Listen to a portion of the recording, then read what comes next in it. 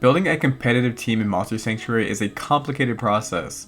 Not only do your monsters need to fill a variety of roles, but your team needs a level of party synergy beyond what's typically needed in most games of this type. This video will provide an introduction to building a team for Monster Sanctuary and is geared towards players who are familiar with the game's basic systems and looking to understand how to build a team that can overcome the more difficult challenges in this game, such as the endgame bosses, postgame content, and PvP. Most endgame content in Monster Sanctuary, including all of PvP, is played as 6v6 matches where 3 monsters fight at one time, very similar to triple battles in Pokemon.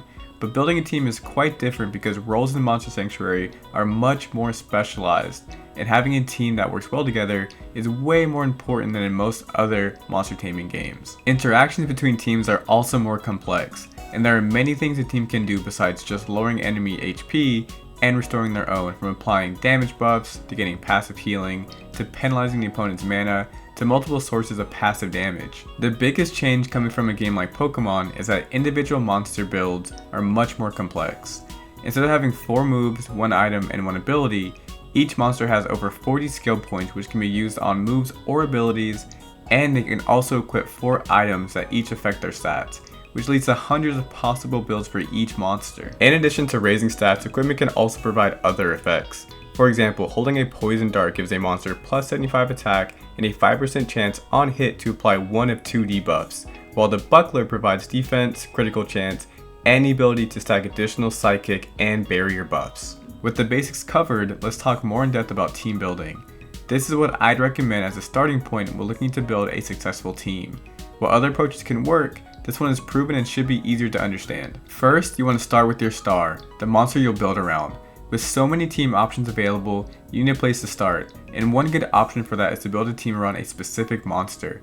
Any monster can work in a team, so pick your favorite, or one that you think is interesting. Next, you want to find its role for what it will be doing for the team. In this game, it's so much more powerful to have 3 monsters that each do one thing well than to have 3 monsters that all do 3 things poorly. Choosing the one thing your star will focus on will result in it being a bigger asset to your team overall. Lastly, find what synergies support your star. The true power in this game comes from synergies, passive skills that combine together to form something greater than the sum of their parts. Once you have your star and you know its role, you want to see what skills it has that have the potential for synergy, or passives which affect the entire team are a great indicator of this. Now let's look at each of these things in slightly more detail. In this game, there are 2 basic roles a monster can fulfill. A support, which is a monster that focuses on helping the other monsters on your team, or a damage dealer whose role is to attack and take down enemies. While some monsters can be both a support and a damage dealer, that's very rare, and it's usually more effective to have some pure support and some pure attackers. While almost every support works slightly different, there are 2 overarching jobs that support monsters trying to do. One is keep the team healthy.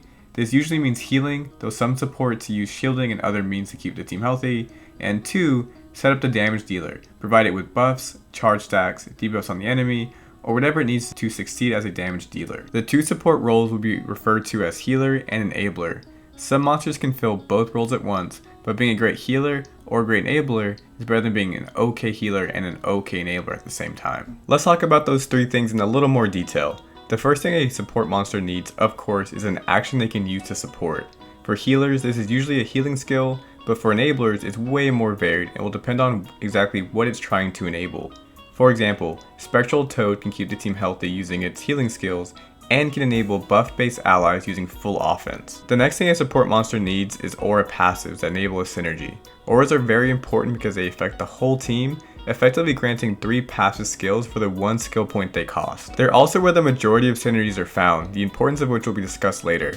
Again, using Spectral Toad as an example, it has the aura multi-bulk, which allows additional channel and barrier buffs to be stacked on the whole team, while Protector and Tenacious Barrier both help keep the whole team safe, and channeling support boosts the team's healing. Finally, a support needs skills that can tie the previous 2 requirements together. It's not enough for a monster to heal and to have powerful auras, it needs to be able to make use of those auras while it's supporting, and the key to this are passive skills that provide additional effects to the monster's actions. With Toad, for example, it has Bolster, which allows its healing moves to apply buffs, and has the combination of Warlock Healing and Mystify, which also allows its healing moves to apply buffs. Furthermore, Extra Channel allows its buffs to apply Channel, one of the buffs that Toad has specific support for. So even when it's filling its role as healer, till it's able to make use of its synergies.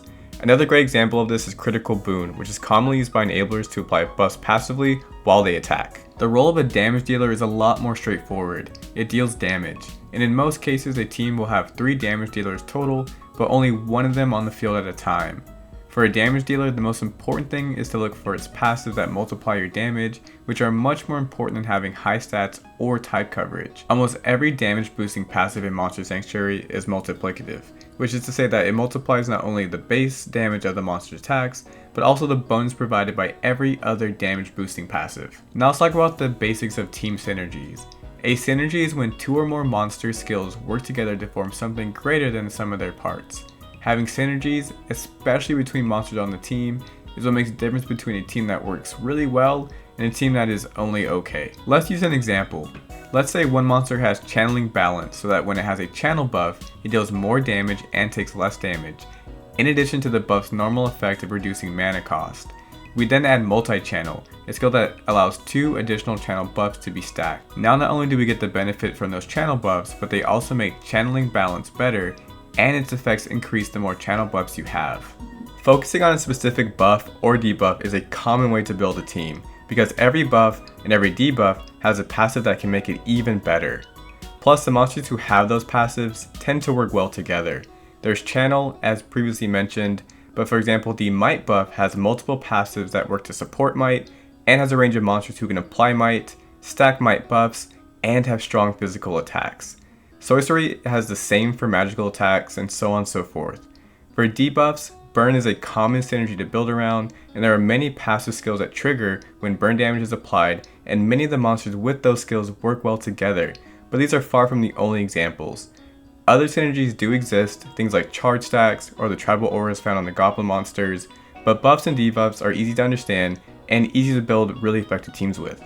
As you can probably tell, there's a lot of intricacies with Monster Sanctuary PvP, and we plan to have more videos to break this down even further in more detail, but this intro video should give you a good sense of what you're doing if you want to jump into PvP sooner. As always, if you enjoy the content, make sure to like and subscribe, and we'll see you next time. Alright, bye everyone.